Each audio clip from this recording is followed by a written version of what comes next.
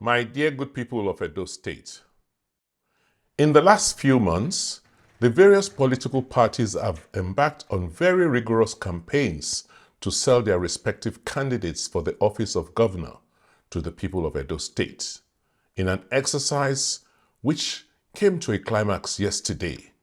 The attractive thing about democracy is the power it bestows on the people to choose who governs them. Therefore, when this power is blatantly seized from the people, it is not just a tragedy, but a travesty of democracy. Regrettably, the outcome of the September 21st governorship election appears to have daunted the spirit of many Edo people who feel powerless in the face of the brute force of the institutions that are supposed to protect them. It is therefore understandable that many people feel sad and aggrieved. But in the midst of this despair, I'm urging all my fellow Edo citizens to maintain calm and not resort to violence and the destruction of property in spite of this provocation.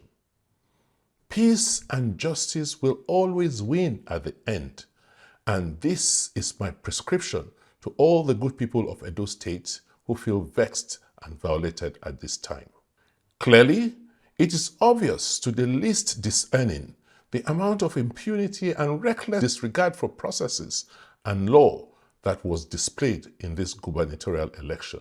In a democracy, there are always safeguards for addressing grievances, and we hope that all those affected will seek resolution for this blatant disregard of law and process. With this in mind, I implore all Edo people to go about their lawful businesses and rest assured of the commitment of our government to your well-being and security.